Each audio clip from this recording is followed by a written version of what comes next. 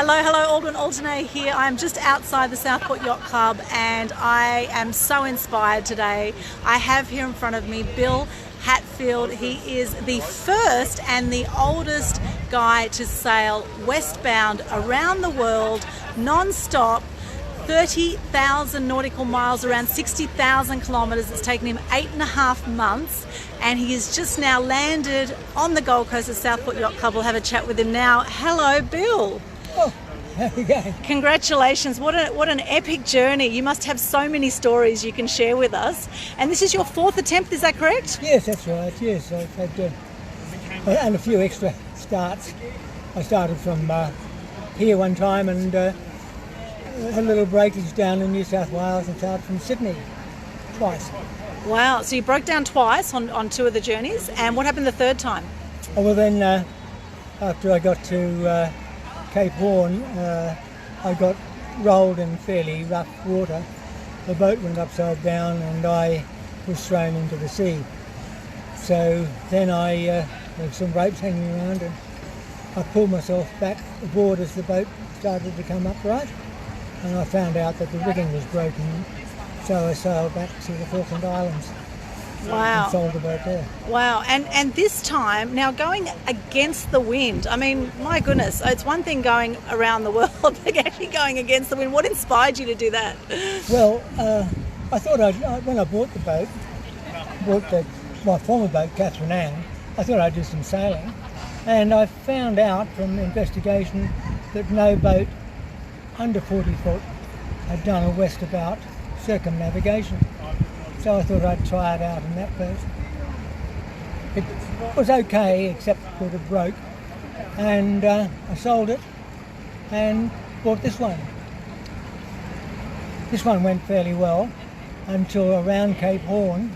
The rigging, this wires here, started to break and I was unable to continue. I tried to continue without using the boom. I took the boom off and just tried on the head sail. But after nearly a month trying to get against the headwinds around Cape Horn without a mainsail, various things happened. Then the steering failed, I lost my solar panels, I lost my windmill, and I thought, and the steering went. So I thought it was time to go back to the Falklands, fixed up the gear, sailed back, and it was a challenge to complete it. Amazing. Without stopping. So what did you actually eat on your journey? Very basic. I love porridge. I love boiled rice. I'm not so keen on spaghetti or flour or pancakes. So mostly it was boiled rice, dried milk, dates, tinned fish, egg powder, all dried, canned, nothing would go off. Amazing. And you did a little bit of fishing on the way as well, I Yeah, heard. I caught enough fish. Often the flying fish would land on the deck and they're very nice to eat. You rack them up in a pan in the morning, and then I had a fishing line out the back and I caught enough fish. Amazing. Sometimes a bit slack, but amazing. And so 8.5 months. So what are some of the challenges you had on this journey? oh, it was all fairly straightforward. A lot of the gear failed. My self-steering gear failed on a few occasions, and my autopilots, both of them failed. My electricity generator failed, wind indicator, a few things like this. But you don't need all of these things. My DVD and my radio failed. They get a bit of salt water in and that's the end of it. Often you're leaning, heeling, water comes aboard, gets into the electrics. So basically, fairly basic thing. And a shaver failed. are you sure? No, razor blades my shaving tin rusted out. So yeah, you put up with a few little things like this, but Not quite as big as Tom Hanks in Castaway, though. We haven't got the big beard. Oh. Have you seen that movie? no, I haven't. Okay. I've got some. I had some reasonable beards until a couple of months ago. Wow, what a epic journey! And I heard that you actually went overboard at one point as well. Is that correct? Yes. So what happened? What happened then? And how did you get back I had up? a big blooming sail out the top and going along very fast. And noticed suddenly the speed dropped off. So I looked out and here's the sail billowing out ahead. So I went up to try and pull it in case it got underneath the boat and round the prop. Anyhow, I couldn't do it, so I went back, put the helm over, and was pulling the sail in, and a bit of wind, and the wind got under the sail, around my leg, and pushed me overboard. And of course, I had to untangle that, and I wasn't moving. And here's a funny thing: instead of swimming round to the back, it slashed onto the back. A really psychological thing, you know. I could have swum around like that, no trouble. Anyway, that was it. It wasn't as bad as the first time that I capsized and got thrown over. It was warm and yeah. So you occasionally have these little. Amazing. But you kept going. What an inspiration, how resilient you are. And what would you say to others who might want to take on a big expedition or may want to take on a big goal in life? What are some words of wisdom you can share with those who might be too quick to give up when you've obviously kept going, right? I don't know. I couldn't say to anyone, don't give up. I've never had that impression. Something I wanted to do, and for years and years ago, I've always sort of wanted to do it. As a boy, I spent my early childhood on Green Island off Cairns. I learned to row at the age of 6, and I rowed the boat round Green Island at the age of 6. And then I took up rowing as a sport. I loved that, and always a challenge. I like long distance gliding. It's always a challenge every time you take off. You don't know where you're going to land, and so just something I've always sort of wanted to do. Well, I say I had a midlife crisis at the age of 35. I threw in my job as a civil engineer. Got a little boat and sailed across the Pacific around Cape Horn, and my darling daughter there. Yes, is just over here. Your daughter's just here. The lady with the hat. There she is.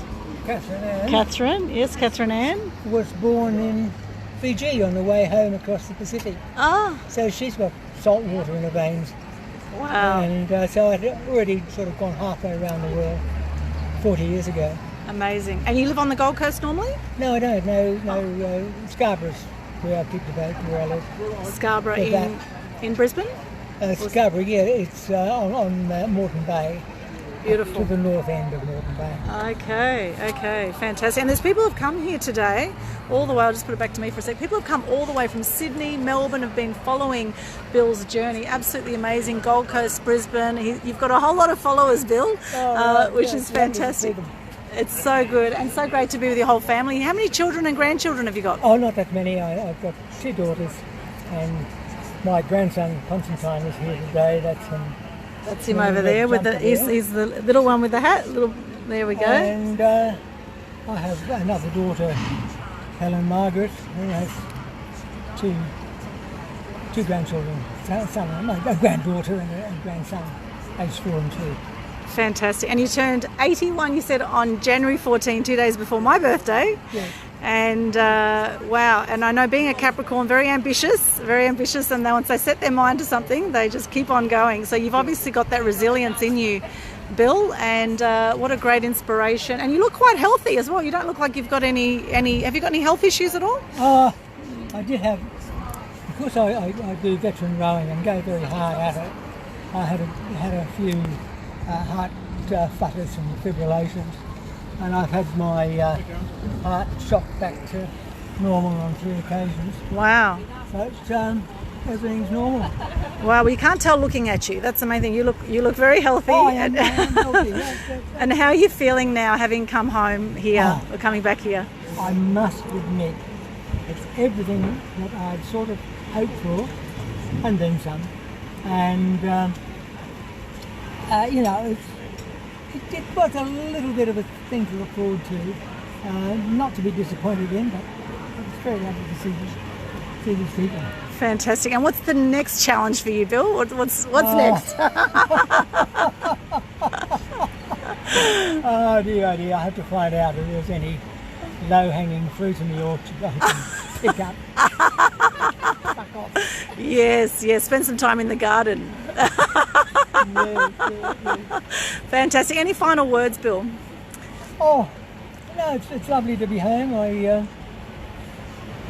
find it's one way. I've done a calculation. I'm told I've got 7 years. I was told last year that I had 7 years, but every time you get a year older, they give you another year. So it's going to be filling an extra. I've got quick calculation, 12 years to fill in. So that's it. Fantastic. Well, you're obviously a man of passion and you followed your passion, and good on you. And congratulations, such a great achievement. And I know we're all very proud of you here, such a big group. And I know there's been people here all day since you've been back, around 12 o'clock today. And this is just some of the people here that are your supporters. You've had I know it's been consistent. There've been people here, and they announced it at the Southport Yacht Club today too, that you were back, and everyone cheered for you. So congratulations, you are a true inspiration. And keep up the great work. I look forward to following your blog. Where can we find your blog? I've heard Locomotion. Look up Locomotion. Locomotion. L-E-A-U, just straight spelling, and it'll come up. Fantastic.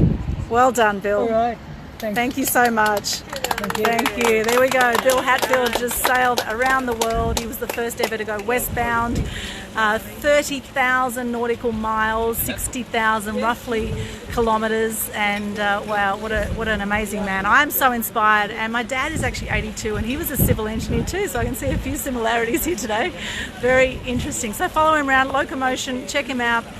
Bill Hatfield, and whatever it is that you want to achieve, you can do it. Anything is possible, and Bill Hatfield is certainly an example of that. Thank you so much for watching. I hope you've had some inspiration from this today, and thank you to Southport Yacht Club and to Gold Coast Rotary. I've actually been with Gold Coast Rotary today. We've been doing a tour with Coast Guard, so thank you to Coast Guard and all the great community groups as well that do such an amazing job. All right, we'll see you again soon. Enjoy the rest of your Sunday or Saturday if you're in the other part of the world. Bye for now.